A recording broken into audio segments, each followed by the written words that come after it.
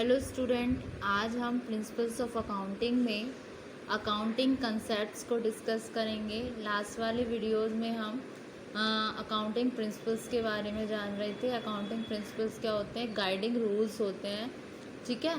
तो rules of action होते हैं और कंडक्ट होते हैं अकाउंटेंट्स के रिगार्डिंग, जब वो रिकॉर्डिंग करता है आपके बिजनेस ट्रांजैक्शंस को। तो इन प्रिंसिपल्स को हमने क्लासिफाइड किया था अपनी 2 कैटेगरीज में, जिसमें आपका फर्स्ट आया था आपका अकाउंटिंग कन्वेंशन को डिस्कस किया था मैंने। कन्वेंशन क्या होते हैं उनके बारे में बताया था। देन आपका आया था अकाउंटिंग कॉन्सेप्ट। तो प्रीवियस वीडियोस में हम अकाउंटिंग कन्वेंशंस को डिस्कस कर चुके हैं। अकाउंटिंग कॉन्सेप्ट और कन्वेंशन के बीच में हम डिफ्रेंशिएट भी कर चुके हैं एक टेबुलर फॉर्म में। आज के वीडियो में हम डिस्कस करेंगे अकाउंटिंग कंसेप्ट के बारे में। अकाउंटिंग कंसेप्ट क्या होते हैं, तो we shall now discuss each of the above concept in this video, ठीक है। तो first of all accounting concepts क्या होते हैं? आर द लॉजिकल नोशंस होते हैं और बेसिक ओपिनियंस होते हैं which guide the accountants in understanding the fundamentals of the science and art of accounting. तो following are the main accounting concepts. तो आज हम इसमें मैंने 8 कंसेप्ट के बारे में आपको बताया हुआ है। तो आज के वीडियो में हम 4 कंसेप्ट करेंगे, फिर नेक्स्ट वीडियो में हम बाकी के 4 कंसेप्ट करेंगे। 1 बाय 1 हम इसको एक अच्छे से समझेंगे, जिससे कि आपको समझने में आसानी हो और इन फ्यूचर आपको कोई दिक्कत ना हो, क्योंकि ये क्या है, अकाउंटिंग का बेस है, ठीक है। तो सबसे पहला कंसेप्ट आता है सेपरेट बिजनेस एंटिटी कंसेप्ट, ठीक है। तो सेपरेट बिजनेस एंटिटी कंसेप्ट में क्या होता है, जो आपके जैसे अकाउंटिंग होती है, इसमें हम क्या करते हैं, एक डिस्टिंक्शन बना लेते हैं बिटवीन बिजनेस में और उसके ओनर में, ठीक है। हम इसमें ओनर को ट्रीट करते हैं एज अ क्रेडिटर। मतलब ओनर क्या है, कंपनी के रिगार्डिंग पैसा ला रहा है, कैपिटल ला रहा है, तो वो कैपिटल जो ला रहा है वो कंपनी के लिए क्या है, वो ओनर क्या हो गया, कंपनी के लिए एक क्रेडिटर हुआ, क्योंकि हमने कंपनी को क्या कर दिया, एक आर्टिफिशियल पर्सन बना दिया। जैसे कि आपको पता है कंपनी क्या है, एक सेपरेट लीगल एंटिटी है, ठीक है, और एक आर्टिफिशियल पर्सन है which is created by law, जो कि क्रिएटेड किसके द्वारा होती है, लॉ के द्वारा। तो ये कंसेप्ट स्टेट करता है अकाउंटिंग पॉइंट ऑफ व्यू से कि business is always treated as separate entity apart from its owners, creditors और अदर्स। तो ये कॉन्सेप्ट जो है वो एप्लीकेबल होता है सभी तरीके की ऑर्गेनाइजेशन में, चाहे वो आपकी सोल ट्रेडरशिप हो, पार्टनरशिप हो, या फिर आपकी कंपनी हो, ठीक है।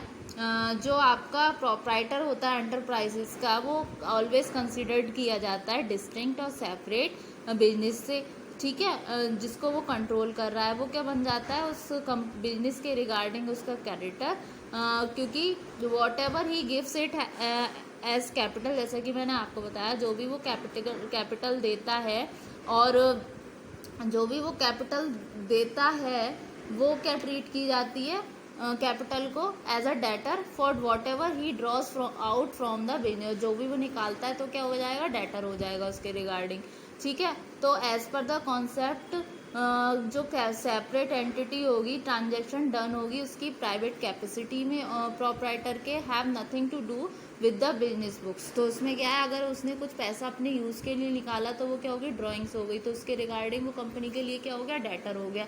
तो उसका कोई बिजनेस की बुक्स में उसकी एंट्री नहीं होगी, ठीक है।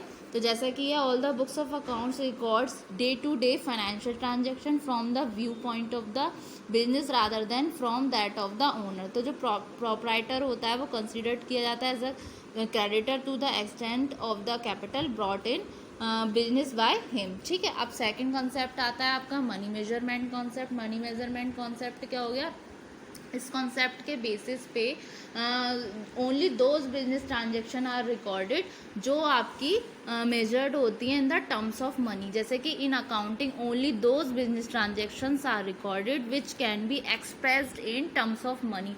तो जो जितनी भी नॉन मॉनेटरी इवेंट होते हैं, however important they may be for the business will not be recorded। For example के लिए एक एग्जाम्पल ले लेते हैं इसका, एक छोटा सा, जैसे डेथ हो गई किसी जनरल मैनेजर की, वो क्या हो गई, वो अनफॉर्चुनेट है बिजनेस के लिए, तो इसकी अकाउंटेड नहीं होगी, it will not be accounted for. अगर ग्रेचुइटी हुई, पीवीएफ हुआ, जो उस गिवन दिया जा रहा है उसके फैमिली मेम्बर्स को, तो ये रिकॉर्डेड होगा, क्योंकि ये क्या है, ये मेजरेबल है इन टर्म्स ऑफ मनी में।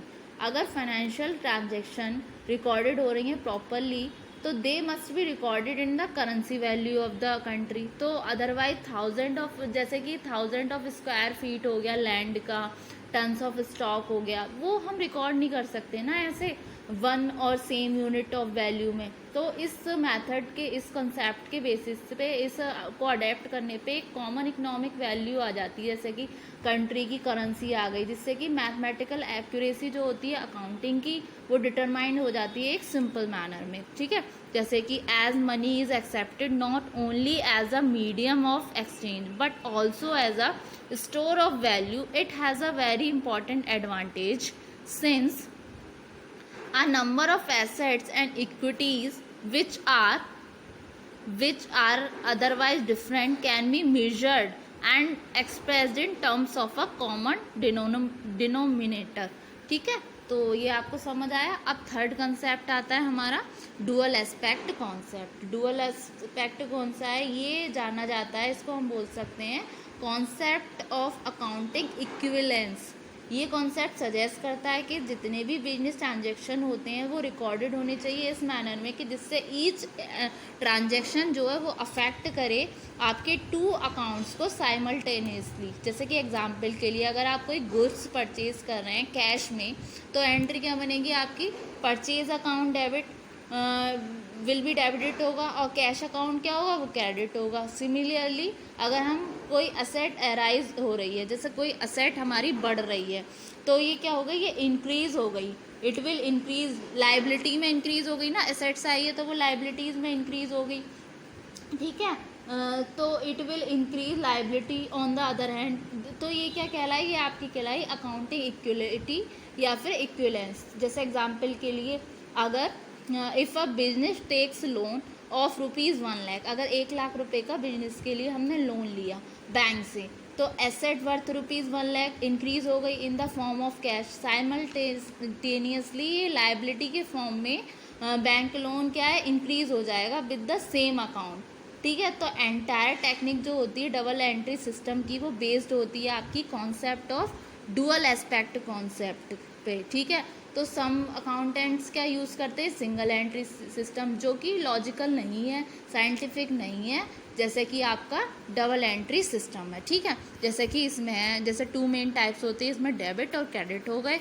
According to this concept every business transaction has dual effect, ठीक है। फिर नेक्स्ट कॉन्सेप्ट आते हैं, ये हो गया आपका गोइंग कंसर्न कॉन्सेप्ट। इसमें क्या है, एंटरप्राइज यूज़ करती है गोइंग कंसर्न कॉन्सेप्ट को कि जो बिजनेस है वो हमारा मतलब फॉरसेबल होगा फ्यूचर के regarding, only on the basis of this assumption. इस बेसिस के आधार पर जो है अकाउंटिंग प्रोसेस को रिमेन स्टेबल किया जा सकता है और अचीव किया जा सकता है objective correctly reporting and recording on the capital invested. The efficiency जो होती है मैनेजमेंट की और पोजीशन ऑफ द एंटरप्राइज की, वो एज होती है गोइंग कंसर्न। जैसे कि ये कॉन्सेप्ट को हम बोल सकते हैं कॉन्सेप्ट ऑफ कंटिन्यूटी। इस के हिसाब से ये अज्यूम किया जाता है कि बिजनेस विल बी कैरिड होगा फॉर अ लॉन्ग पीरियड के लिए, ठीक है।